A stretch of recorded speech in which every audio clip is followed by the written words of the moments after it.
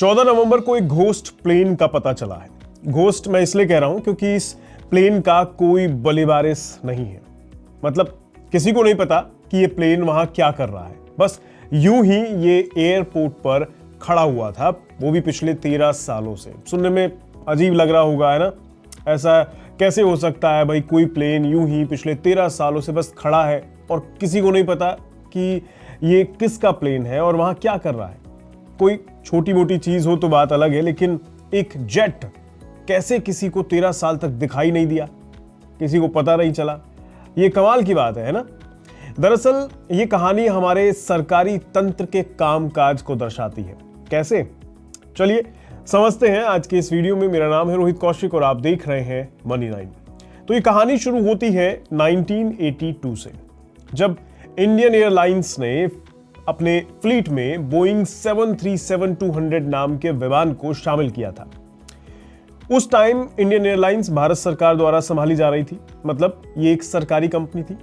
सरकार ने इस विमान को करीबन 16 साल तक इस्तेमाल किया और फिर इसको 1998 में अलायंस एयर को बेच दिया। अलायंस एयर ने भी इसका इस्तेमाल करीब 9 से 10 साल तक किया और फिर यह विमान 2007 में इंडियन एयरलाइंस के फ्लीट में शामिल कर लिया गया, एक कार्गो कैरियर के रूप में, मतलब मालवाहक प्लेन बना दिया। फिर इंडियन एयरलाइंस और एयर इंडिया का मर्जर हो गया, तो ये एयर इंडिया के खाते में आ गया और फिर लास्ट में 2012 में ये प्लेन डीकमीशन कर दिया गया, मतलब इस प्लेन को रिटायर कर दिया गया और तब से ये प्लेन गुमनामी में पिछले 13 साल से बेंगलुरु इंटरनेशनल एयरपोर्ट पर बस खड़ा हुआ है। किसी को इसकी कोई सुध नहीं।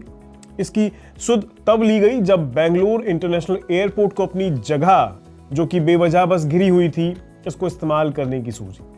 तो छानबीन की गई कि ये प्लेन भैया किसका है, तो पता चला एयर इंडिया का है। एयर इंडिया से कहा गया कि भैया अपना प्लेन हटा लीजिए और कमाल की बात यह है कि उनके खातों तक में इस प्लेन का कोई जिक्र नहीं है, मानो जैसे उन्होंने इस प्लेन को कभी खरीदा ही ना हो। ध्यान रहे, जब इस प्लेन को खरीदा गया था तब एयर इंडिया टाटा के हाथों में नहीं थी, ये सरकारी हाथों में थी। इसका नाम था इंडियन एयरलाइंस। जब एयरपोर्ट अथॉरिटी को बेवजह खड़े इस विमान का पता चला, उस पर ध्यान गया, तो उन्होंने एयर इंडिया से पूछा कि भैया इस विमान का अब क्या करना है, क्या किया जाए। तो इसके बाद एयर इंडिया ने अपने खाते देखे होंगे तो उनको इसका कोई हिसाब किताब नहीं मिला, तो उन्होंने एयरक्राफ्ट को फिर भी हटाने की सोची, क्योंकि नाम तो उनके हैं, लिखा हुआ है प्लेन के ऊपर एयर इंडिया। तो उन्होंने फिर इसे हटाने के लिए कामकाज शुरू किया। एयरपोर्ट पर इसे हटाने के बाद 2 नए हैंगर बनाने के लिए जगह मिल गई है। ये एयरपोर्ट के लिए तो अच्छी बात है, लेकिन 13 साल तक एयरपोर्ट पर इसे पार्क करने के लिए एयर इंडिया को लगभग 1 करोड़ रुपए का चार्ज चुकाना पड़ा है। अब इस विमान का इस्तेमाल इंजीनियरों की ट्रेनिंग के लिए किया जाएगा। ऐसा नहीं है कि भैया विमान खरीदने के बाद रिटायर नहीं किए जाते हैं। इनफैक्ट ऐसे ही 10 रिटायर्ड विमानों में से पहले ही 4 को हटाया जा चुका है। लेकिन मुद्दा इस बात का है कि कैसे एक विमान इतने सालों तक गायब रहा। यह केस दिखाता है कि सरकारी रिकॉर्ड्स और एयरलाइंस ट्रांजिशंस के दौरान इंपॉर्टेंट आंकड़ों और संपत्ति को कैसे गुम कर दिया जाता है या ये गुमनामी में गायब हो जाती है, जिसके चलते बाद में कंपनी को नुकसान उठाना पड़ता है, जैसे लंबे समय तक पार्किंग चार्ज देना या संपत्ति के इस्तेमाल में देरी होना। इंजीनियरों की ट्रेनिंग के लिए इस्तेमाल तो इससे पहले भी किया जा सकता था, लेकिन नहीं किया गया क्योंकि किसी को इसकी सुध ही नहीं थी। तो बात हुई ये खबर की। अब इसकी कीमत पर बात कर लेते हैं।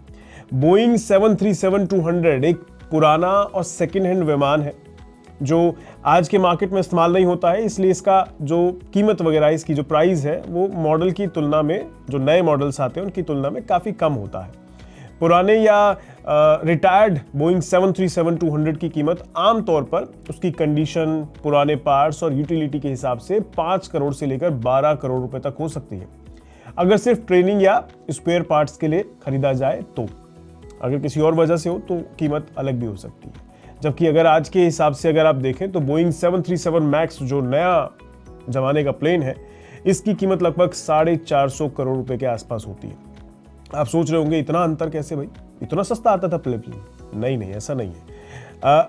जब आप बोइंग 737-200 की बात करेंगे, जिस जमाने में खरीदा गया था, तो पहली बार जब ये लॉन्च हुआ था उस टाइम में इसकी कीमत लगभग 4 मिलियन अमेरिकी डॉलर हुआ करती थी। मतलब 1968 के हिसाब से ये लगभग 33 करोड़ से 36 करोड़ रुपए के बीच का रहा होगा। आज के डॉलर की वैल्यू के अनुसार अगर देखें तो 320 से 360 करोड़ रुपए के बराबर बैठती है। खैर, इस तरह की ये जो कहानियां है ना, केवल एक विमान की कहानी नहीं है, बल्कि सरकारी तंत्र की कमजोरी और लापरवाही की मिसाल है। उस टाइम में कैसे काम होता था ये दिखाती है ये कहानी, जिसमें चीजें अक्सर कागजों में ही गायब हो जाती हैं। ऐसा सिर्फ विमान के साथ नहीं, और भी बहुत सी चीजों के साथ होता आया है। आपको मालूम होगा मैं क्या कहना चाह रहा हूं। तो आपका इस मुद्दे पर क्या कहना है कमेंट बॉक्स में जरूर बताइएगा। लेकिन हाँ, ऐसी कहानियां हमें कुछ ना कुछ सिखाती हैं। आज का सरकारी तंत्र थोड़ा बदल जरूर गया है, लेकिन पुराना सरकारी तंत्र कुछ इसी प्रकार का था। मैं सही कह रहा हूं या नहीं, ये कमेंट बॉक्स में बताइएगा। आज के इस वीडियो में इतना ही। नमस्कार। ग्लोबल संकेतों के दम पर कैसे खुलेंगे हमारे बाजार? क्या कह रही हैं खबरें और ब्रोकरेज रिपोर्ट्स? किन शेयरों में बनेगा पैसा?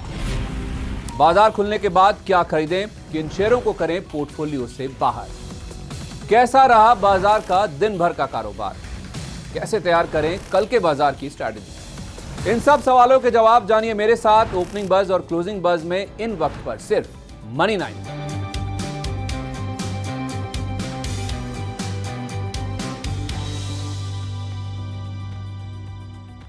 मनी 9 लाया है membership programme money 9 prime.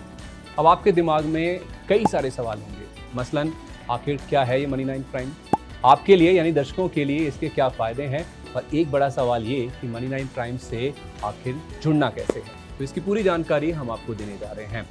Money 9 prime में 3 प्लान होंगे, इकोनॉमी, स्टैंडर्ड और VIP। तो फटाफट ज्वाइन कीजिए YouTube पर मनी 9 प्राइम। ज्वाइन करने के लिए मनी 9 के YouTube पेज पर जाइए, होम पेज पर मिलेगा ज्वाइन बटन, इसे क्लिक करें, अपनी पसंद का प्लान चुनें और बस हो गया, अब आप रहेंगे सबसे आगे।